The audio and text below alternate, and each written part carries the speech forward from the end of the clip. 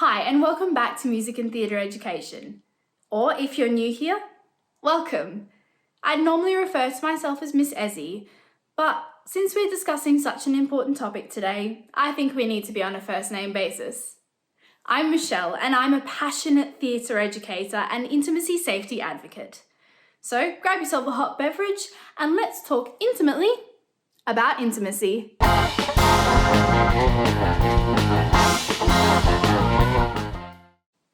What is intimacy in theatre? Well, everyone's definition of intimacy is going to be different, but is generally shaped by two factors: action and context. Now, some actions are inherently intimate, for example, kissing, hugging, and simulated sex.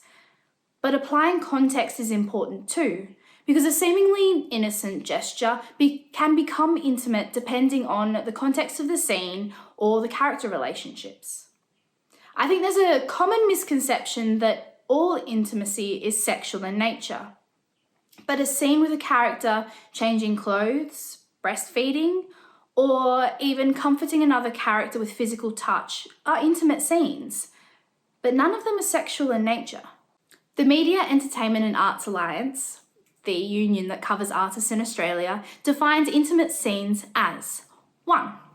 Intimate interaction involving bodily contact between performers, whether sexual or otherwise, whether sexually violent or not, and whether involving nudity or not. 2. Intimate interaction of the performer with themselves in an exposing or sexual manner. And 3. The performer or performers appearing nude, semi-nude, scantily clad, or in underwear, whether they interact physically with another or not. Last year, MEAA actually released intimacy guidelines for the stage and screen, which I'll link in the description, plus some other resources. So, why do we need to change the way that we approach intimacy in theatre? There's a long history of intimacy being treated as a last-minute thing, or improvised, or a go work it out in another room kind of deal. This approach, while very common, can lead to discomfort and distress in actors. It can make the divide between fiction and reality a little blurry. And it can lead to thoughts like, I'm feeling uncomfortable, but if I say something, I might get labelled difficult to work with. If I suggest my character puts their hand there, are they going to think that I just want to do that? Even with two respectful actors, without blocking and direction, it's unlikely that they're going to feel comfortable. Blocking alleviates uncertainty and creates a much better working environment. Another problem with this old method is that you're assuming an actor's sexual knowledge.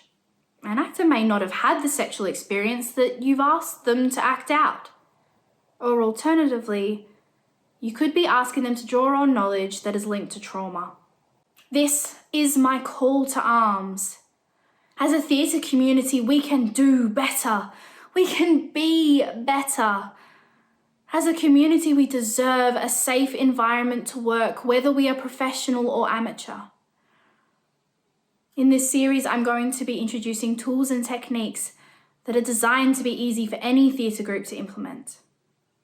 I'm not trying to solve the problem of sexual harassment and abuse in the theatre, but just maybe, if we can create safer, more consensual, more accountable rehearsal and performance spaces, then we will create an environment where these behaviours will not survive.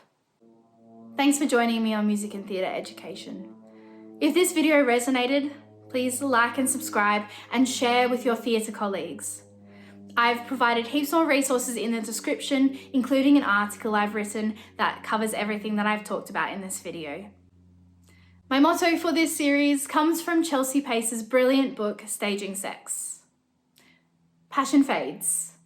Choreography is forever.